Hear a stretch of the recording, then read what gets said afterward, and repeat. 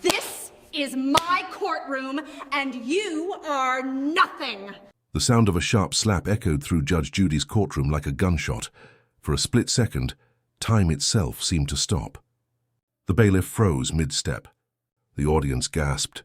Judge Judy's hand hovered above the bench, her expression unreadable, but her eyes blazing with a fury that could melt steel. Karen Foster, the woman who had just committed the unthinkable, stood there with her palm still halfway in the air, her chest heaving, her face twisted in a cocktail of rage and disbelief. 30 seconds later, she would be in handcuffs, sobbing, begging for mercy as cameras rolled and millions watched what would become the most viral courtroom moment in television history. But before that slap, before the internet exploded, before hashtags trended, before Karen's entire life unraveled, there was a story.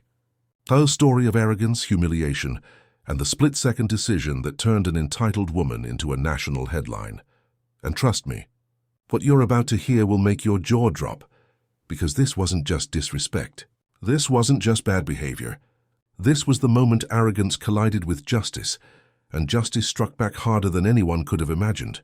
So smash that like button right now if you believe that disrespect should always have consequences, because this story proves exactly why you never ever raise your hand to Judge Judy. Now, let's rewind the clock and see how it all began.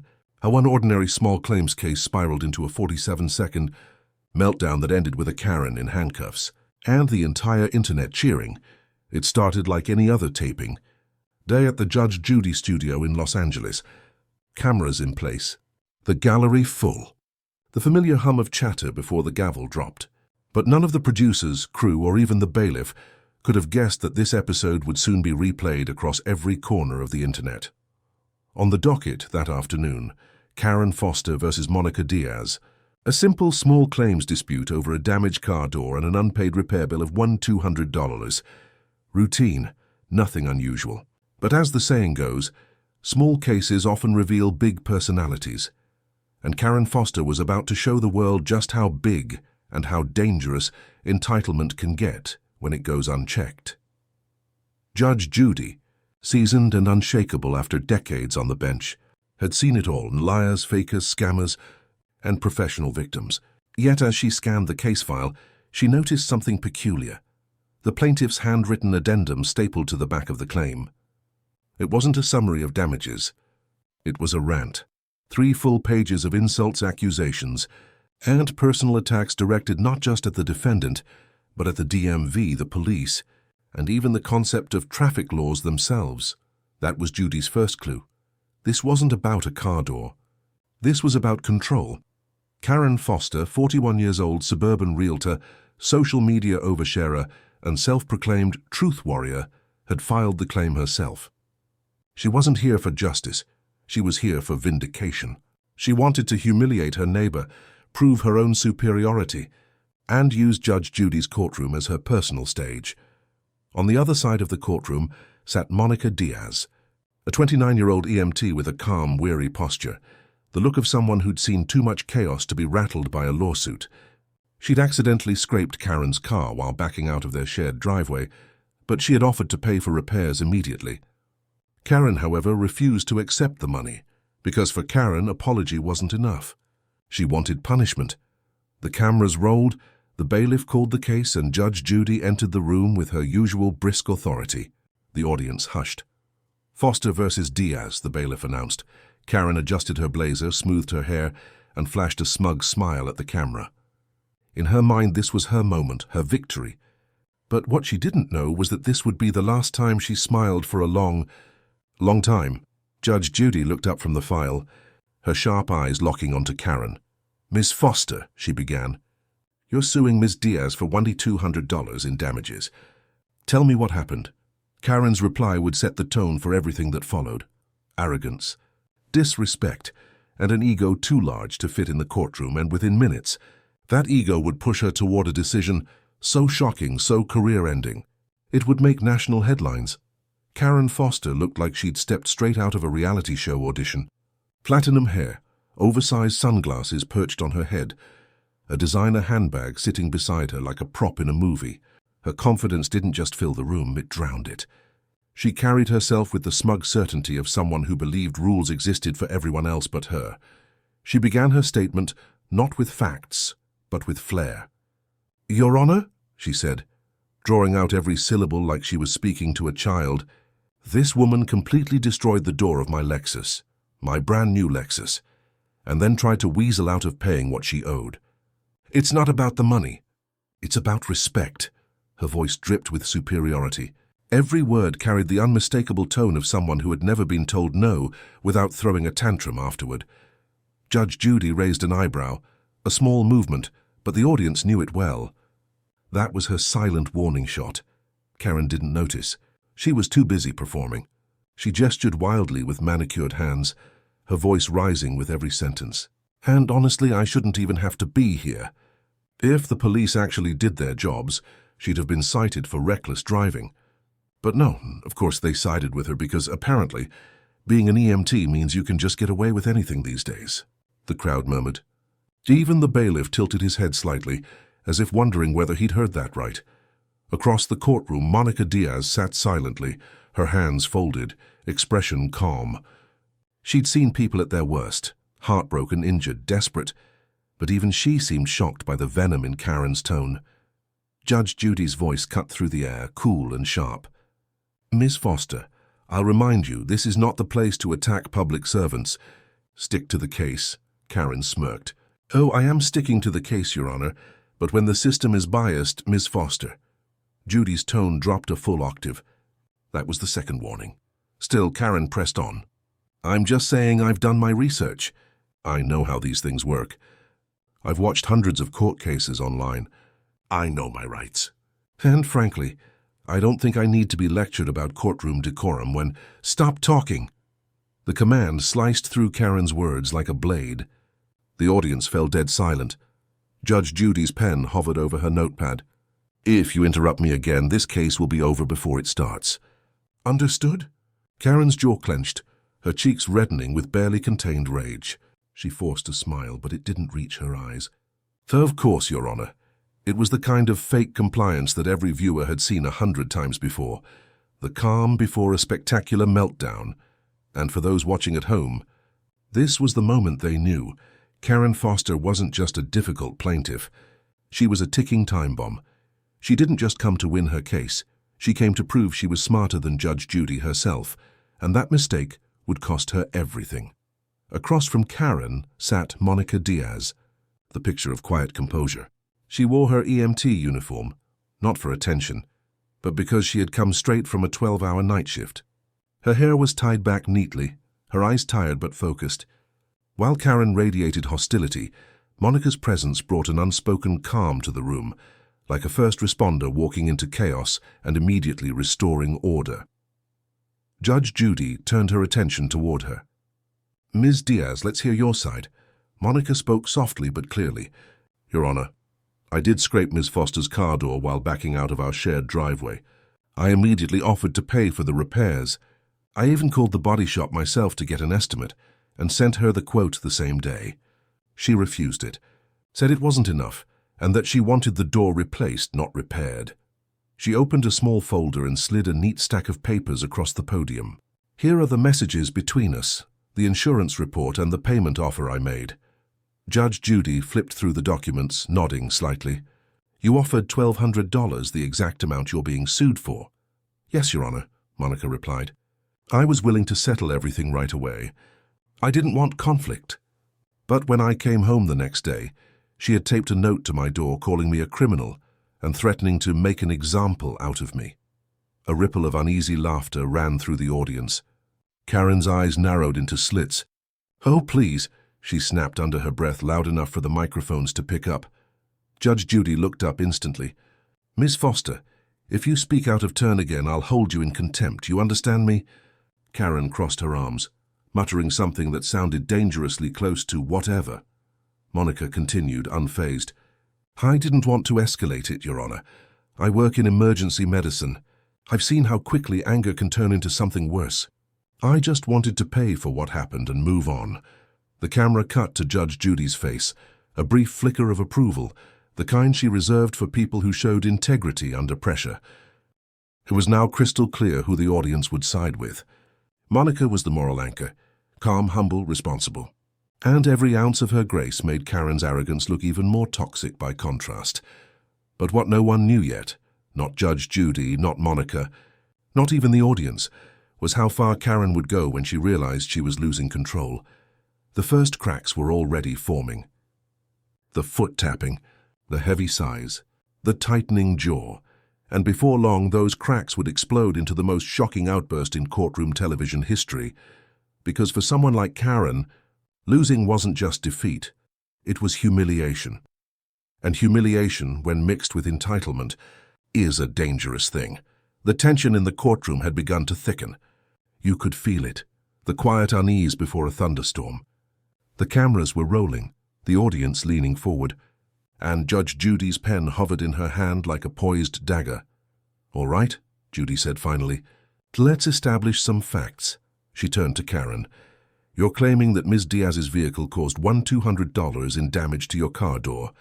She admits to scraping it and offered to pay that amount. Why are we here?" Karen blinked, caught slightly off guard by the bluntness. "Because, Your Honor," she began, her voice dripping with affected patience, "this isn't just about a dent. It's about the principle. My car was brand new, and her negligence completely ruined it. She didn't just damage the door, she damaged my reputation. Do you have any idea what it's like to pull up to a client meeting in a car that looks like it's been attacked by a lawnmower?" A few quiet laughs bubbled from the audience. That was the first mistake. Karen mistook laughter for support. Judge Judy's eyebrow twitched, a subtle tell for those who'd seen hundreds of her rulings. The storm was coming. "Your reputation?" Judy repeated, her tone flat as marble. Karen nodded emphatically. "Yes, I'm a professional. Image matters in my industry." This wasn't just property damage. It was emotional damage, embarrassment, stress. I couldn't even drive that car without people staring at the scratch. Judge Judy's voice remained calm, almost too calm.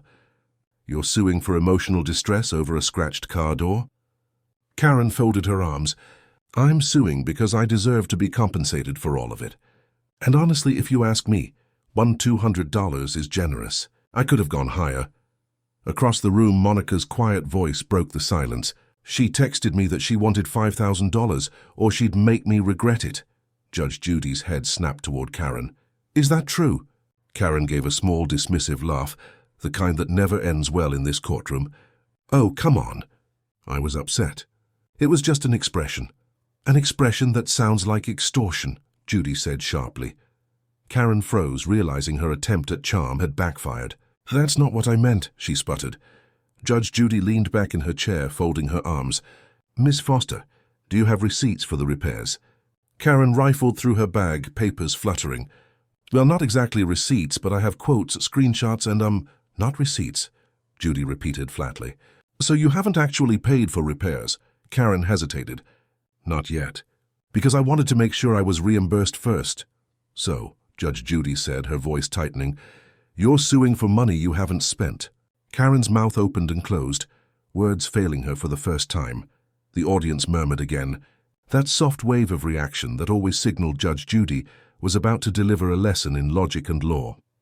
"Let me be clear," Judy said. "You can't sue for something hypothetical. Either you paid or you didn't. You can't ask the court to fund your imagination." The laughter this time was louder. Karen's jaw clenched, her eyes flashing. The smirk vanished. She wasn't used to being the punchline. What she didn't realize was that her frustration was visible, her hands trembling, her voice quivering, and this, right here, was the beginning of her unraveling. In the next few minutes, Karen would cross line after line, each one deeper than the last, until she committed the single act that would end her freedom and cement her as the most infamous plaintiff in courtroom TV history. By now, everyone in the courtroom could feel the shift, that invisible click when irritation mutates into open hostility, the moment when the Karen energy truly takes over. Karen Foster's breathing grew heavier. Her lips pursed so tightly that the lipstick cracked at the corners. She was losing control, not just of her case, but of herself. Judge Judy was calmly reviewing the evidence Monica had provided, printed emails, text messages, photos, even a time-stamped insurance estimate. Everything neat. Everything factual. Karen, on the other hand, had a messy pile of loose papers, screenshots, and what looked like a printout from a Facebook argument. She slammed the stack onto her podium with unnecessary force. "Here," she snapped. "Here's my evidence. Say if anyone actually cares to look." Judge Judy didn't even flinch. "You may hand it to the bailiff," she said evenly. The bailiff, ever composed, took the papers from Karen and placed them on the judge's desk. Judy flipped through them briefly. Her expression didn't change. "Ms. Foster," she said, "half of this is social media chatter. I'm not interested in your online feuds. I'm interested in facts." Karen laughed. A sharp, performative sound meant to reassert dominance. "Oh, so screenshots don't count as evidence anymore. That's convenient. Not when they come from Facebook comments," Judge Judy said dryly. That earned a few chuckles from the audience. And just like that, Karen's fragile ego cracked another inch. She glared at the crowd, her voice rising. "You think this is funny? You people have no idea what it's like dealing with someone like her. She plays innocent, but she's manipulative. She scratches my car, then acts like a victim. Typical." Judge Judy's gaze sharpened. "Ms. Foster, tone down your voice. This isn't a reality show." Karen rolled her eyes dramatically. Mistake number 3. Every viewer of Judge Judy knew the eye roll was the spark that lit the fuse. But Karen wasn't done. She pointed a manicured finger at Monica. "She's just trying to play the sweet little hero because she's wearing a uniform. I see right through it. You people always side with the ones who act humble." The courtroom audibly gasped. Even the bailiff took a half step forward just in case. Judge Judy's pen stopped mid-note. Her eyes rose slowly, like storm clouds gathering over a battlefield. "You people," she repeated quietly. Karen stammered. I just meant—" "You meant exactly what you said," Judy interrupted. "And I strongly suggest you remember where you are before you speak again." Karen's mouth twisted. She tried to backpedal, but her pride wouldn't let her. "Well, excuse me for being honest." Judge Judy leaned forward, her tone icy. "Honesty is not your problem, Ms. Foster. Arrogance is," the audience murmured again, that electric ripple that meant the tension was about to snap. Karen's face flushed crimson. "You know what? I don't appreciate being talked down to," she blurted. Judge Judy's voice dropped to a whisper. "Then don't give me a reason to look down. It was a surgical strike, imprecise, devastating, and final. The kind of line that could end a segment, but Karen refused to quit. Her voice trembled with rage. I came here for justice, not to be insulted by some TV personality, pretending to be a real judge." The audience gasped so loud the microphones caught the echo. Even Monica's calm expression faltered into disbelief. Judge Judy's face went completely still. That terrifying, unreadable stillness that precedes every legendary takedown in her courtroom. The bailiff shifted slightly, not because of what had been said, but because of what he knew was about to happen next.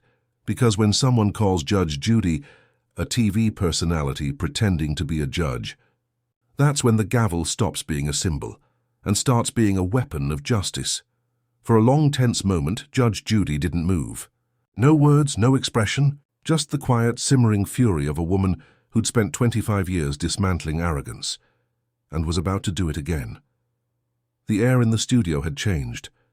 Even the hum of the lights seemed to fade. Karen stood frozen at her podium, trying to hold her posture together, but her fake confidence was cracking in real time. Finally, Judge Judy spoke, softly, evenly, and far more terrifying than if she'd yelled. "Ms. Foster," she said, "I've been a licensed attorney since 1965. I've served as a family court judge for over 2 decades before I ever appeared on television.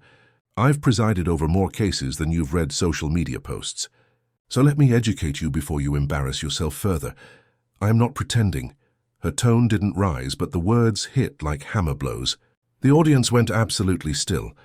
Even Karen blinked, caught between defiance and fear. Judy continued, her voice sharp enough to cut through the silence. "And if you ever address me with that level of disrespect again, I will end this case immediately, and you will walk out of here owing the defendant's court costs on top of your own. Do we understand each other?" Karen's lips parted, but no sound came out. Her throat bobbed as she swallowed hard. "Yes, Your Honor." she managed weakly. Judge Judy leaned back in her chair, eyes never leaving Karen. Good, then let's continue like adults. She turned to Monica. Ms. Diaz, you said you have the repair estimates from a certified auto body shop? Yes, Your Honor, Monica said, sliding a second page forward. I also have photos from the day of the incident. Judy examined them briefly and nodded. Reasonable. Professionally done. The total matches your offer. You even documented the damage. Well organized. Then she looked back at Karen, her tone turning deceptively calm again. The kind of calm that felt like the edge of a storm. Ms. Foster, why did you reject this offer? Karen's face tightened. Because it wasn't enough. I told you, my car is a luxury vehicle. The paint needs special care and— Show me proof, Judy interrupted. A professional quote for those additional repairs. Karen hesitated. I don't have it printed, but I emailed— No, Judy said sharply. You either have it or you don't. I mean, I can get it, Karen stammered. That's not how court works, Judy replied, her voice suddenly sharp as lightning. You don't get evidence when it's convenient. You bring it when you make the claim. Karen's cheeks burned red. You're twisting my words. No, Miss Foster, Judy said, her tone colder than marble. You're twisting reality, the audience murmured again, the unmistakable sign that the crowd had fully turned. Monica lowered her eyes, uncomfortable at watching someone self-destruct. Judge Judy folded her hands. Let me remind you one more time. This is my courtroom. If you interrupt, argue, or roll your eyes again, I will have you removed. Clear? Karen's nostrils flared. Fine, she said bitterly. You're clearly biased anyway. The entire courtroom gasped. Even the cameraman shifted slightly, knowing that line had crossed into dangerous territory. Judge Judy tilted her head slowly, the faintest hint of a smile forming, not amusement, but disbelief. Biased? She repeated. Biased against what, Ms. Foster? Accountability. Karen said nothing. Her silence said everything. Judy's voice lowered again. Take a deep breath, because you're standing at a crossroads right now. You can either act like a plaintiff or like a problem. Karen clenched her fists at her sides, her jaw trembling. The warning had been delivered.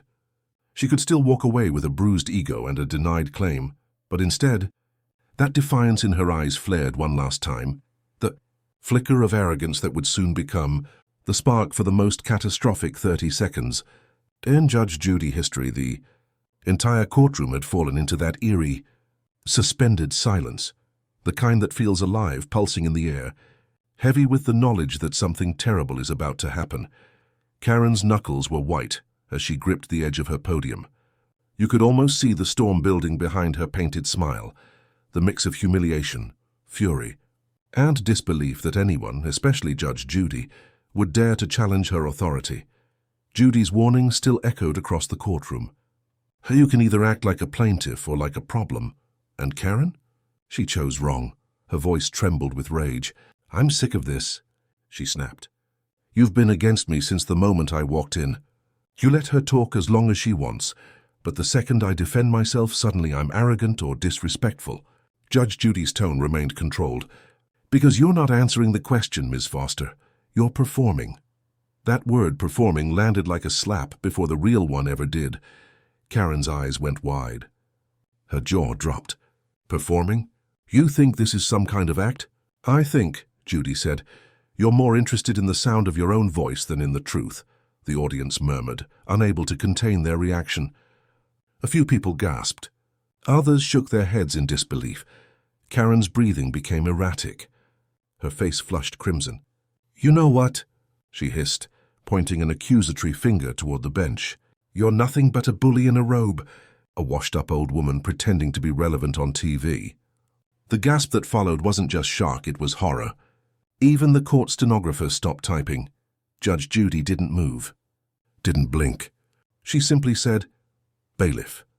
But before the bailiff could even take a step, Karen leaned over her podium and spat out one final insult, each word trembling with unhinged anger. You don't scare me, lady. I could run circles around you if you didn't hide behind your little gavel. Then, in a flash that no one saw coming, she did the unthinkable. Karen stepped forward, too quickly for the cameras to refocus, and slammed her hand down on the bench. The sharp crack echoed like thunder. Don't interrupt me. she screamed, slapping the edge of the desk for emphasis.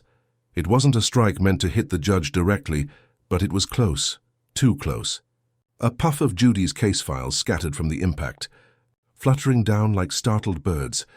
The bailiff lunged forward immediately, intercepting her in a heartbeat, his hand gripping Karen's arm before she could move again. The courtroom exploded into chaos, gasps, shouts, the metallic sound of the bailiff's badge clinking as he restrained her. Karen's face twisted with disbelief. "Let go of me." "I didn't touch her," she shouted. Judge Judy slowly stood. No yelling, no theatrics, just authority, the kind that made the room feel suddenly small. Her voice was cold steel. "You're done." Karen froze, her defiance cracking into panic. "What? No, wait. You raised your hand at me," Judy said. "You struck this bench. That's assault in a courtroom." The bailiff's radio crackled.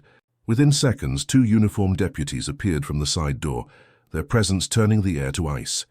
Karen started to shake her head, her voice breaking. "I didn't mean to." "It wasn't—" Judy's voice cut her off like a razor. "Intent doesn't erase impact. You just crossed the line from disrespect to criminal behavior." The audience was dead silent now. The only sound was Karen's panicked breathing and the quiet scrape of the deputies' shoes as they moved into position. For the first time, Karen's bravado vanished. "Please," she whispered, tears welling. "I didn't mean—" But it was too late. Judge Judy looked directly into the camera. "Let this be a reminder to every viewer watching. Disrespect has consequences. You do not raise your hand to a judge. Not in my courtroom. Not anywhere." Karen's voice cracked, desperate now. "Please, I didn't touch you." Judy didn't blink.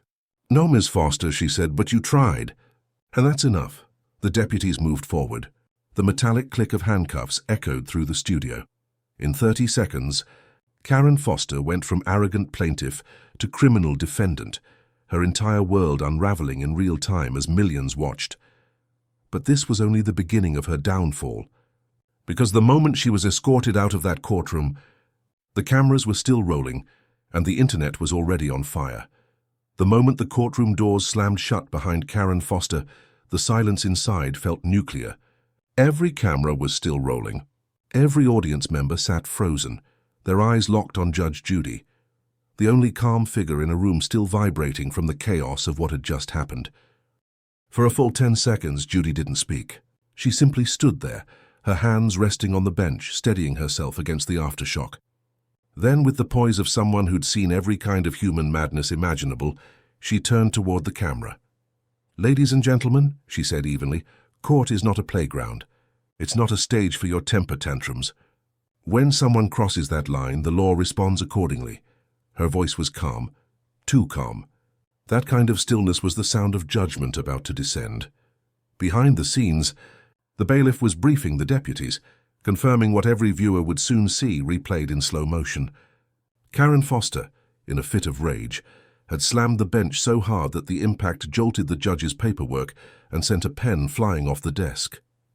To the internet, that single moment would become the viral image, a perfectly framed shot of Karen's hand mid-swing, Judge Judy's eyes blazing, the bailiff moving in, captured in 4K clarity from 2 camera angles.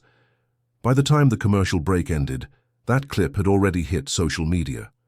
Karen slaps Judge Judy's bench. She actually did it, and instantly regretted it. Justice served trended within minutes, but the real reckoning wasn't online. It was happening right there in that courthouse hallway. As Karen sat on the bench outside, handcuffed, her earlier fury had drained away. Her makeup was streaked, her breath shallow. "This is insane," she muttered, half to herself, half to the deputy standing guard. "I didn't even touch her. It was just a gesture." The deputy didn't respond. He'd heard it all before. The same panicked rationalizations, the same disbelief that actions had consequences. Inside, Judge Judy conferred quietly with her producers and the attending court officer. "Pressing charges?" the producer asked softly. Judy's eyes didn't waver. "Yes," she said. "We'll let the DA decide the charge. Assault, contempt, maybe both. I've tolerated arrogance, I've tolerated lies. But physical aggression in this courtroom? Never." The audience sat in stunned reverence, still unsure if they had just witnessed reality or television history, Monica Diaz. The defendant stood quietly by the table, hands clasped, tears glimmering in her eyes, not from fear, but from sheer disbelief that she'd just watched justice defend itself. Judy turned toward her. "Ms. Diaz," she said softly, "I'm sorry you had to experience that. You handled yourself with more dignity in 5 minutes than your neighbor managed in her entire case." Monica nodded, voice trembling. "Thank you, Your Honor." Judy picked up her gavel, but she wasn't done yet. The courtroom still needed a lesson, and she was going to deliver it. "Let me make something very clear," she said, addressing both the gallery and the camera. "Courtrooms are sanctuaries of order. They exist so people can resolve disputes without chaos or violence. When someone raises a hand, even in frustration, they're raising it against the entire justice system." The audience hung on every word.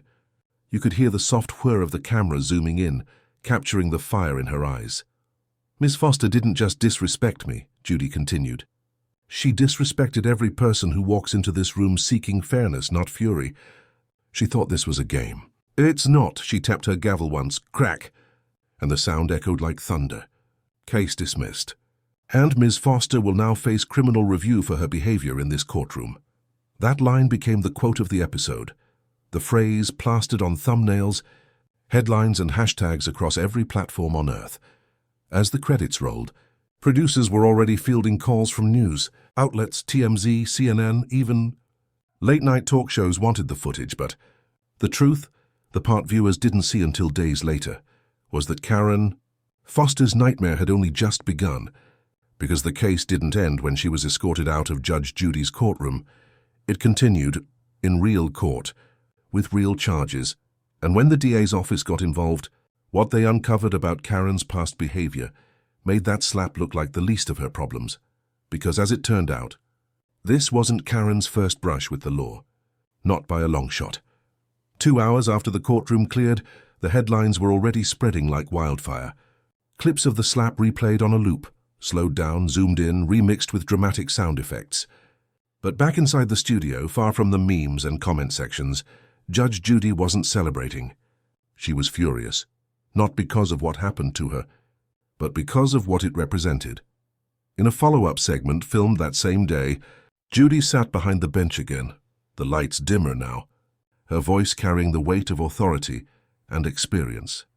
"People watch this program," she said, looking directly into the camera to see the justice system at work, to learn what accountability looks like. But today we saw something dangerous, something that proves how far people will go when their ego outweighs their sense of respect. The audience was silent. You could feel the gravity in her words. This wasn't entertainment anymore. This was a statement. Ms. Foster didn't just lose her case, Judy continued. She lost her composure, her credibility, and now her freedom, all because she couldn't accept being wrong. Then her tone sharpened, steel cutting through silk. "I've spent decades teaching people that actions have consequences. What we witnessed was not just arrogance. It was aggression, and that aggression has no place in a civilized society." She paused, letting the words settle. Then she leaned forward, eyes blazing. "Courtroom Law 101. You do not raise your voice, your hand or your temper toward a judge, ever. Because when you do, you're not just disrespecting one person, you're disrespecting the very idea of order. And when order breaks down, chaos wins." The camera cut between Judy's face, the empty plaintiff's stand where Karen had stood just an hour before, and the gavel resting at her fingertips. "But make no mistake," she said. "In my courtroom, chaos never wins." She brought the gavel down with a single deafening crack. By the end of that week, the state of California versus Karen Foster had become the next act in this viral drama. The district attorney, responding to the outcry and the footage, formally charged Karen with assault on a judicial officer, disorderly conduct, and contempt of court. The story exploded even further. News anchors dissected it frame by frame, psychologists debated her behavior, and legal experts discussed how unprecedented it was for someone to lay hands, even accidentally, on a judge in a televised setting. Public opinion was unanimous. Karen had gone too far. Meanwhile, Judge Judy's firm but measured handling of the event drew universal praise. Her calm authority became the blueprint for judicial composure in the face of chaos. One viral tweet summed it up perfectly. She didn't raise her voice. She raised justice. Judge Judy wins. A week later, during the arraignment, Karen stood before a real judge. No cameras, no studio lights, no audience to perform for. Just the cold echo of a courtroom where every action carried weight. When asked if she had anything to say for herself, her voice cracked for the first time on record. "I didn't mean to hurt anyone," she said. "I just lost control. I was embarrassed and I didn't think." Her lawyer tried to downplay it, calling it a momentary lapse of judgment. But the judge wasn't convinced. "A lapse of judgment," he said, "that could have ended with a far more serious charge." Karen was sentenced to 30 days in county jail, suspended after 10 with mandatory anger management and community service. She was also fined for contempt and permanently banned from participating in any televised legal proceedings. As reporters swarmed her outside the courthouse, Karen shielded her face. The same woman who had once strutted into Judge Judy's courtroom, demanding to be heard, now begged to be left alone. And while she faded from public view, the video didn't. It became a cultural touchstone. The moment arrogance literally hit justice and lost. But Judge Judy's next words, recorded later for a follow-up episode, cemented the moral heart of the story. Forever. "Justice isn't about humiliation," she said. "It's about correction. Some people need to be fined, others need to be reminded, and a rare few need to be stopped before they hurt someone else." Then she looked straight into the lens, a gaze that seemed to pierce through every screen. Karen Foster learned that lesson the hard way. Let her story be a warning to anyone who confuses ego with strength. Her voice softened, just slightly. "Strength is knowing when to stay silent. Wisdom is knowing when you're wrong. And justice," she tapped the gavel lightly, "is knowing how to respond when someone forgets both." The audience applauded softly, not out of entertainment but out of respect. What no one knew yet was that Karen's fall from grace had one final twist. A redemption arc no one expected. Born from a jail cell and a single handwritten letter that would reach Judge Judy's desk weeks later. The clip of Karen Foster being handcuffed in Judge Judy's courtroom had already amassed millions of views within 24 hours.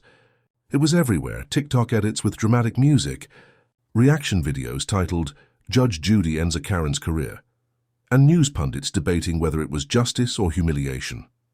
But inside the courtroom that day, after the chaos had finally subsided, there was only one emotion left: silence.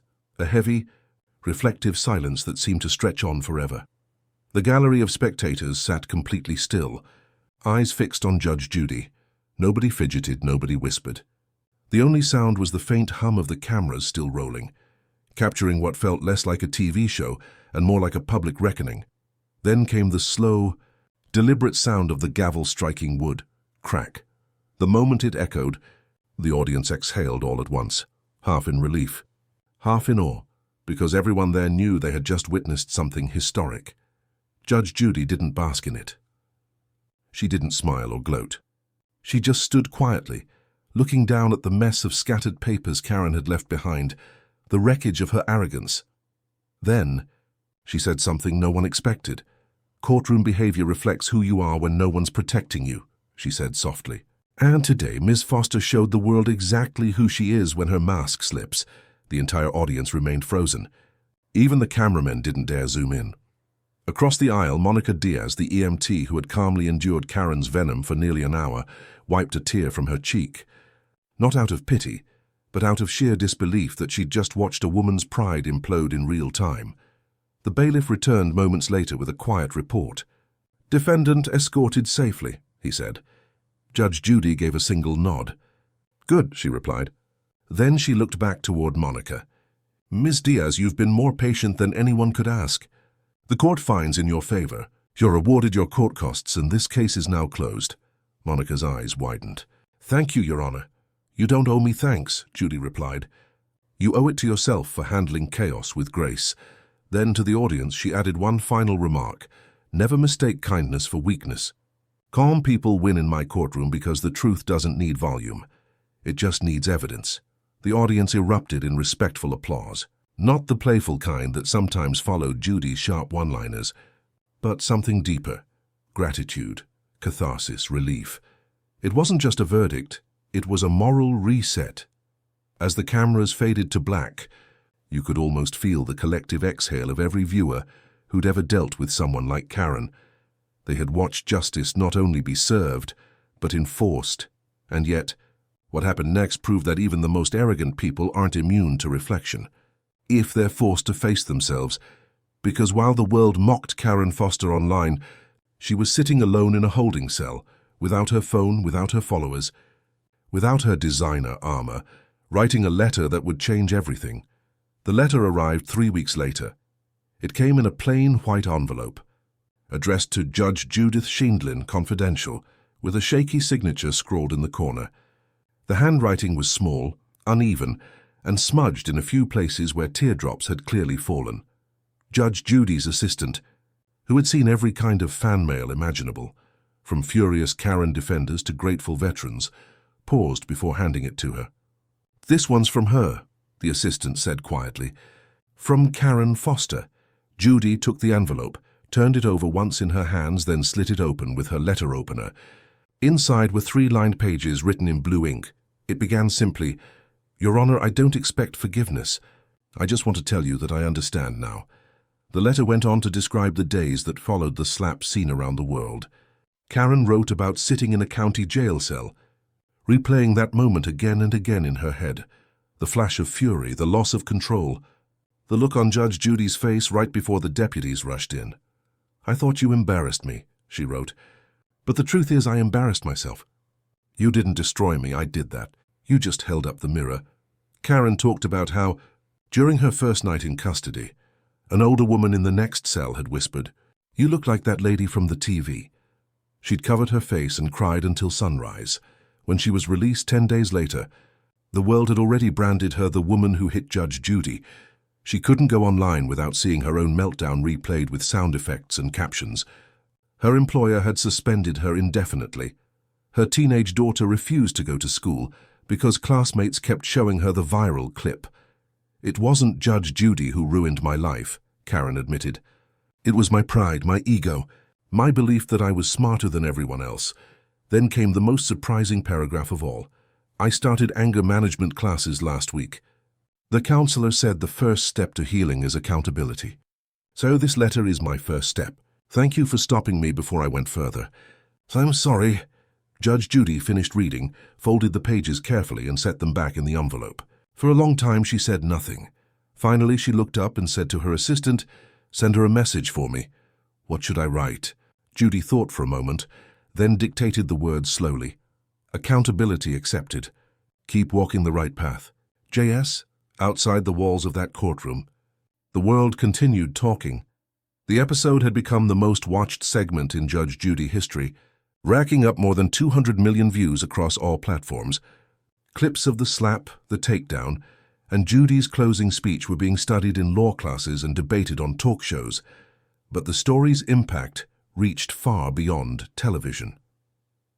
In Los Angeles, a group of court officers organized a Respect the Gavel campaign, an initiative to educate the public about courtroom conduct. Dozens of judges cited the incident as proof that civility and authority still matter in a world that often forgets boundaries. And across social media, something unexpected happened. The mockery faded, replaced by conversation. People began sharing their own stories of losing control, of letting anger cost them opportunities, relationships, reputations. The viral clip became a mirror for everyone who'd ever let pride get the better of them. As for Karen, her life slowly rebuilt from the ground up. After completing her anger management program and 200 hours of community service working at a legal aid office for low-income clients, she began speaking publicly about what she called the day I hit rock bottom and justice hit back. Her talks weren't about self-pity. They were about recognition, about how the moment you stop blaming everyone else is the moment you start growing. She even recorded a short video addressed to Judge Judy. "You didn't humiliate me," she said on camera. "You saved me. And I'm finally grateful for it." The clip went viral again, but this time for the right reasons. People commented, "She learned. She changed." Others wrote, "This is what accountability looks like." And Judge Judy, watching from her office, simply smiled. "Justice isn't revenge," she told her staff that day. "It's a course correction." That was the hidden truth of this entire saga. The slap that shocked the world didn't end in hatred.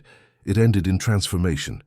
Because in the harsh light of consequence, Karen Foster found something she'd lost long before the cameras ever rolled. Humility. But there was still one final moment left to complete the story. One last scene that tied everything together, proving that even the loudest storms can end in quiet redemption. 6 months later, Judge Judy's production team received an invitation that caught everyone off guard. It wasn't from a lawyer, or a network executive, or even a producer pitching another courtroom spin-off. It was from Karen Foster herself. The letter was neatly typed this time. No shaky handwriting, no tear stains. Just calm, measured words from a woman who had clearly spent half a year rebuilding herself piece by piece. "Your Honor, I'm speaking at the Los Angeles Civic Center next week about accountability and respect in public life. The event is free and benefits the Courtroom Civility Foundation. I would be honored if you would attend, not as my judge but as the person who woke me up when no one else could." Judge Judy didn't respond right away. She placed the letter on her desk and stared at it for a long while, the corner of her mouth curling upward just slightly. When the day of the event arrived, she slipped into the back row of the crowded auditorium, wearing a dark blazer and no name tag. She didn't want recognition, just perspective. The room was full. Nearly 200 people, attorneys, social workers, teachers, and even a few viewers who had followed the viral story from day one. At the podium stood a woman with a calm, steady voice and the same unmistakable features the world once associated with rage and arrogance. But this was a different Karen Foster. She wasn't wearing the sharp business suit or heavy makeup from her courtroom days. She wore a simple navy blouse and spoke softly but with conviction. 6 months ago, she began, I was known as the woman who slapped Judge Judy's bench. I was angry, embarrassed, and convinced the world was against me. But what I've learned is that the world wasn't against me. I was against myself. The audience leaned forward. Captivated, Karen continued, her eyes scanning the crowd, occasionally pausing to breathe through emotion. That day in court, I thought I was standing up for my dignity. What I was really doing was destroying it. It took 10 days in jail, 100 hours of silence, and one letter from the woman I wronged to realize that respect isn't about who's right, it's about who's ready to listen. Murmur of quiet agreement spread. Through the audience, she smiled faintly, tears gathering at the corners of her eyes. I used to think Judge Judy humiliated me. Now I understand she saved me. Because sometimes justice doesn't come to punish. It comes to interrupt the version of yourself that's heading toward disaster. In the back row, Judge Judy's eyes softened. She didn't clap. She didn't need to. But when Karen looked out across the crowd, her gaze lingered for just a heartbeat too long, landing on that familiar silhouette. Their eyes met. For a split second, the noise of the room fell away. No cameras, no bailiff, no gavel, just two women. One who had demanded respect and one who had finally earned it. Karen nodded, a small, humble gesture that said more than any apology ever could. And for the first time in decades of rulings, rebuttals and reprimands, Judge Judy smiled, a full, genuine, unguarded smile. After the event, as people crowded the stage to shake Karen's hand, Judy quietly slipped out the side door. No announcement, no spotlight, just one small envelope left at the front table with a note inside. For Ms. Foster, keep teaching others what you've learned. Respect restored. J.S. Karen found it an hour later and cried quietly in the green room. The next morning, her story ran on every major outlet under a new headline. From Karen to Courage, how a viral courtroom slap became a lesson in redemption. Comments flooded social media again, but this time, they weren't angry. They were inspired. People can change. That's what accountability looks like. Judge Judy gave her justice. She gave herself peace. The woman once known as a symbol of arrogance had become a living example of transformation. And Judge Judy, she didn't need to say another word. Her courtroom had already delivered the final verdict long ago, justice with compassion. But before this story fades to black, there's one last truth to tell. One lesson that ties it all together for every viewer who's ever doubted whether karma is real. Because in Judge Judy's world, justice isn't just about punishment, it's about purpose, and the purpose of this case wasn't to destroy her, Karen. It was to remind us that no one is beyond redemption. When they finally faced the truth, the image that would close out this story wasn't one of outrage, it was one of peace. Judge Judy, sitting quietly in her chambers, the golden afternoon light slanting across her desk, a stack of open case files beside her. She wasn't watching the viral video or checking the headlines. She was rereading that final note from Karen Foster, the one that ended with, "Thank you for giving me a second chance to find myself." For once, the courtroom that had seen tempers flare, egos explode, and reputations collapse was silent, not because justice had been silenced, but because it had done its job. The bailiff knocked softly on her door.